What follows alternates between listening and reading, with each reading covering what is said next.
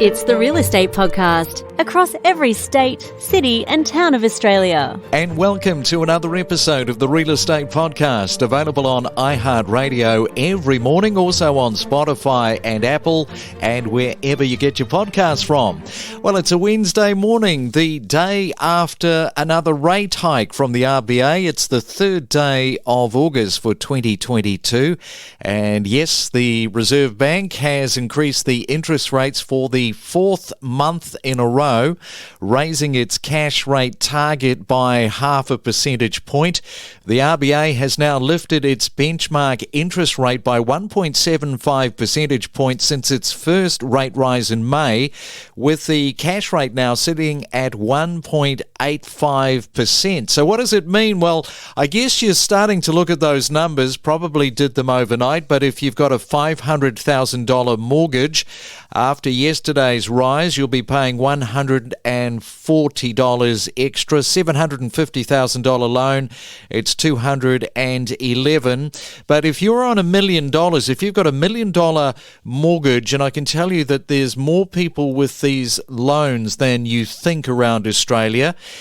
If you combine the May, June, July and August rate rise, that is a shade under $950 that people are having to find, which is an awful lot of money. If you look at the $750,000 loan with those four hikes, that is $708, and the $500,000 loan with those combined hikes, $472. So it is going up and up. And coming next, I'll give you some of the press comments from Philip Lowe yesterday. We are just as addicted to property as you are. Every weekday morning from 6:30. From first home buyers to property investors and everything in between. Every morning on the Real Estate Podcast. All right, let's have a look at some of those comments from the Reserve Bank Governor Philip Lowe, who says the board is committed to doing what is necessary to ensure that inflation in Australia returns to target over time. He also said that the path to achieve this balance is a narrow one and clouded in uncertainty, not least because of global developments. He went on to say yesterday that the outlook for global economic growth has been downgraded due to pressures on real incomes from higher inflation, the tightening of monetary policy in most countries, Russia's invasion, of course we've talked a lot about that, of Ukraine, and the COVID containment measures in China, which of course is causing a real headache with that supply chain. And lastly, Philip Lowe said the size and timing of future interest rate increases will be guided by the incoming data and the board's assessment of the outlook for inflation and the labour market. So that all unfolded yesterday afternoon. Coming up next, we're going to take a break from talking about those rises. Eliza Owen is here from CoreLogic. She is the head of research in Australia, and we're going to be having a look at the clearance rates around the country to see who is performing best or worst. Grab your coffee and switch on your real estate breakfast every weekday morning from 6:30. It's the Main Centre forecast with propertybuyer.com.au. All right, let's check on your weather around Australia. In Sydney today, cloud is clearing to a mainly dry day and your high of 23 degrees. Melbourne, expect a few showers. The wind is going to ease, but it's going to be warm. 19 is your forecast top. Brisbane, a sunny Wednesday is in store, 24 degrees. And in Perth, showers and possibly heavy, and your high of 17 degrees. It's the Real Estate Podcast across Australia, 7 days a week. Well, a few days ago, CoreLogic's quarterly auction market review was out, not painting a pretty picture, with buyer sentiment down and clearance rates lower over the June quarter. Now, the report shows that 31,439 auctions were held in the 3 months to June, following the busiest March quarter on record when nearly 24,000 homes went under the hammer. Interestingly, interestingly, the auction volumes over the June 2022 quarter were the second highest on record for a June quarter, but the clearance rate was substantially lower. So let's welcome in this morning Eliza Owen, who is the Head of Research Australia at CoreLogic. And good morning, Eliza. Great to have you back on the Real Estate Breakfast. Good morning. Thanks for having me. So on one hand, we have a June quarter record, but the clearance rate way down. The combined capital city clearance rate hit a record high of 80% in March 2021. But since then, there has been this gradual decline. That's right. Over the June quarter, we saw the clearance rate come down to about 61% across the combined capital cities, and that's down from 76% in the June quarter of the previous year. And even over the past few weeks through July, we've observed that combined capital city clearance rate fall even further still. It's now sitting in that 50% range. If you look at cities like Sydney and Melbourne, those are starting to show weaker clearance rates still, with Sydney averaging about 53% over the past few weeks. You know, it's a good point too, because you look at the quarters, but so much is happening in between the quarters. It's almost like it's outdated by the time you get there at the end of a quarter. Yeah, and I think that's the good thing about auction data, right? Is it is that high frequency pulse that we have on the property market. So week by week, that actually comes out as quite highly correlated with movements in property prices. And indeed, these auction figures corroborate that story of higher levels of supply, buyers falling away, and vendors having to come down on their price expectations. And let's have a look at Melbourne. Melbourne was the busiest auction market with 13,818 homes taken to auction, followed by Sydney with 11,119.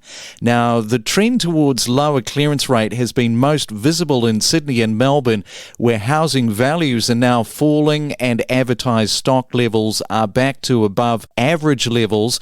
What is your main takeaway for Sydney and Melbourne from these numbers right now? Yeah, I mean, I guess this reinforces what we're seeing across the CoreLogic Home Value Index, which measures property values across the market. It reinforces what we're seeing in the time it's taking properties to sell by private treaty and vendor discounting rates. It all points to a steeper decline in property markets across Sydney and Melbourne, particularly the sort of central and high-end markets of these cities. And they tend to lead the property cycle. They will be the first to see declines during a downswing, and often they see more volatile movements during a downswing as well. So Sydney and Melbourne tend to have higher highs, lower lows. They also are a bit of a bellwether for the other capital cities. If you look at what's happening in the daily CoreLogic Home Value Index, we measure the rolling monthly change on that daily metric. That's also shown that since the increase in interest rates, movements in capital city home values have deteriorated, and Brisbane has now ticked into negative territory as well.